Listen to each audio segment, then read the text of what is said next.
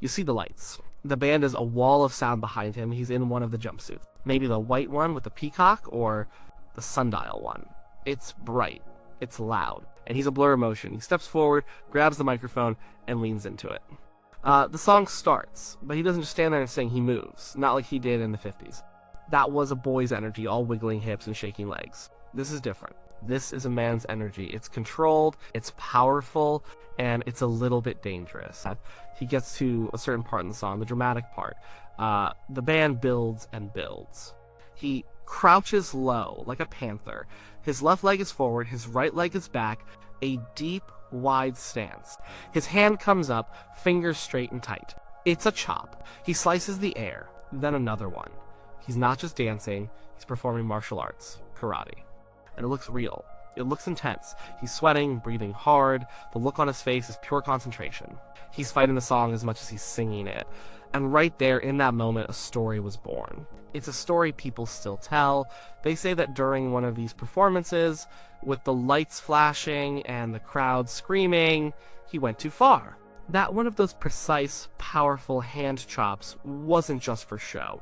The story goes that a fan, probably a woman, reached up onto the stage trying to touch him to get a scarf, and his hand, in the middle of a move, came down and connected. It hit her. Maybe in the head, maybe in the shoulder. The story says she was injured, carried out by security. A secret settled out of court. A dark moment in a bright career. But did it actually happen? Did Elvis, the king of rock and roll, in the middle of one of his most iconic songs, actually injure a fan with a karate move? To answer that, you have to go back. You have to understand why he was even doing karate on stage in the first place. This wasn't some gimmick his manager cooked up. This was deep in his bones. This was part of who he was in the 1970s. His love for martial arts started when he was in the army, stationed in Germany. It was something to do, a way to stay in shape. But it quickly became more than that. He got serious about it. When he came back to the States, he didn't stop. He sought out the best instructors. He trained with a man named Ed Parker, a legend in the American Kempo karate world. Elvis didn't just dabble, he poured himself into it. He earned his black belt in 1960, and he kept training. He would eventually reach the level of an 8th degree black belt. That's not something you get by being a celebrity. That takes years of sweat, discipline, and dedication. For Elvis, karate was more than just fighting. It was a philosophy. It was a way to find focus. A way to control his body and his mind. He read books on martial arts theory. He could talk for hours about the spiritual side of it. He saw beauty in the movements. He built a dojo at Graceland. He had his friends in his inner circle, the Memphis Mafia, train with him. He paid for them to take lessons. He wanted the people around him to understand it, to share this passion with him. His security team was made up of guys who were legitimate black belts. It was a core part of his world. So when he returned to live performing in 1969, after years of making movies, he was a different man. He wasn't the 21-year-old kid from Memphis anymore. He was a father, he was a global superstar, and he was a black belt. He had this new tool, this new language for his body, and he was going to use it. The Las Vegas stage was the perfect place. His shows weren't just concerts. They were events, they were spectacles. He had a huge orchestra, backup singers, the whole nine yards. The jumpsuits themselves were part of the show, designed to let him move, to emphasize his powerful stances. And the karate fit right in. It gave his performance a physical edge that no one else had. Other singers just stood there. Elvis attacked the stage. He incorporated the moves into his choreography. A low block here, a sharp, piercing finger strike there, a high kick to punctuate the end of a song. It was all part of the package. It was his way of physically expressing the power of the music. When a song was about frustration or being trapped, his body showed it.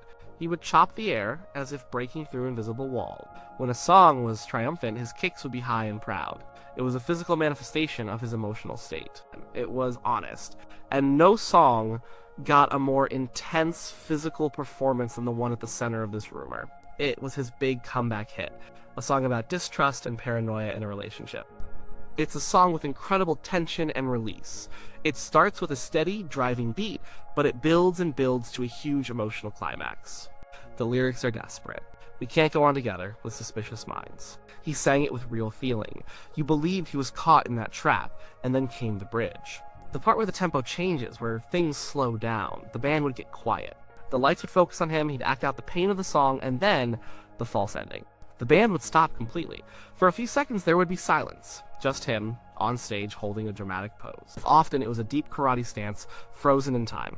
The crowd would go insane, thinking the song was over. And then, boom.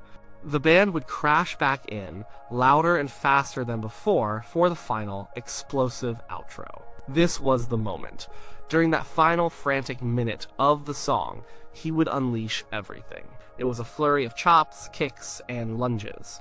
He would drop to one knee, then spring back up. He would slice the air with his hands again and again. It was pure raw energy. And from the audience, it looked like controlled violence. It was mesmerizing. It was also the exact moment that the rumor of the injured fan is tied to. The energy was so high, the moves so sharp, it seemed plausible. It seemed like an accident was bound to happen, so let's look for the evidence. If a fan was injured at an Elvis concert, especially by Elvis himself, it would have been a story. Even in the 70s, that's news. You'd expect a newspaper report, a police blotter entry, a mention in one of the dozens of biographies written about him. You'd expect the fan to have come forward at some point. Someone would have a name, a date, a city. But there is nothing. Not a single credible report exists. Go through the archives of the Las Vegas Sun or the Los Angeles Times for the years he was performing. Nothing. Read the memoirs written by the people who were with him every single day. Joe Esposito, his road manager. Jerry Schilling, his close friend. Lamar Fike, Sonny West, Red West. These guys wrote tell-all books. They weren't afraid to share the good, the bad, and the ugly. They talk about his temper, his prescription drug use, his romances, his generosity. They talk about fights he got into off stage, but not one of them mentions an incident where he accidentally struck a fan during a performance. Yes. You can search through fan forums, the places where the most dedicated followers share stories and memories. The story is there, but it's always "I heard that," or "someone told me a story about." It's always secondhand. There's never a name for the fan. There's never a specific concert date. It's always vague. It's a legend, a piece of folklore. The people who work security at the front of the stage have been asked about it. They were the ones whose job it was to keep the fans from getting to him. They saw every show, up close. They confirmed the intensity. They confirmed that fans were constantly rushing the stage, trying to grab him. But they also confirmed that no one was ever injured by one of his karate moves. So why does the story persist? If it didn't happen, why do people keep telling it? Because it speaks to the power of his performance. He was so convincing, so intense, that people believed he could have hurt someone. His stagecraft was that good.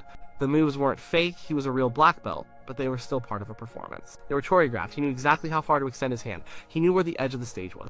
He knew where the audience was. He was a professional. Like a stuntman in a movie, he made it look dangerous and real, but it was controlled. The story survives because his performance made the impossible seem possible. The myth also plays into the image of Elvis in his later years, the image of a man who was larger than life, unpredictable, and maybe a little out of control. It adds a touch of danger to his legacy. We like our legends to have a dark side, a hint of chaos. A story about him accidentally hurting a fan fits that narrative perfectly. It makes him seem more human and more mythic at the same time, and there's another layer to it. Think about the song itself. It's about being trapped. By the mid-70s, Elvis himself was trapped. He was trapped in Las Vegas, performing night after night. He was trapped by his fame. He was trapped by his own body, which was beginning to fail him. The physical toll of these shows was immense. 2 shows a night for weeks on end, wearing heavy jumpsuits under hot lights, performing these incredibly demanding physical routines. It was brutal. When he was on stage, performing that song, and he did those karate moves, was he just acting? Or was he genuinely fighting back against the things that were holding him down? Maybe that's why it looked so real to the audience, because in a way it was. He was channeling his own frustrations, his own feelings of being caught in a trap into those movements. The audience felt that authenticity, and that feeling was so strong it created a story to match it. A story of real-world consequences. The truth is, Elvis was incredibly gracious with his fans. He would hand out scarves by the dozen. He would lean down and kiss women on the cheek. The idea that he would be careless enough to injure one of them just doesn't line up with his documented behavior on stage. His karate was about discipline and control, not recklessness. He respected the art form too much to be sloppy with it. He respected his audience too much to put them in harm's way. The man was a showman. He knew how to create a moment, and the end of that song was his greatest moment on the 70s stage. The quiet part, the dramatic pause, and the explosive finale. It was pure theater. The karate moves were the exclamation point. They were the physical release of all the song's tension. They were for show. A beautiful, powerful, and unforgettable show. But that's all they were. So, no. Elvis did not injure a fan with a karate move. The story is a myth. It's a testament to his power as a performer. He made you believe what you were seeing was so real that anything could happen. He blurred the line between the singer and the song, between the man and the martial artist. He put everything he had into those few minutes on stage, and what he created was so powerful it started to create its own reality, its own legends. Legends that are still being told today. The song, of course, the one with the false ending and the karate chop finale, was Suspicious Minds.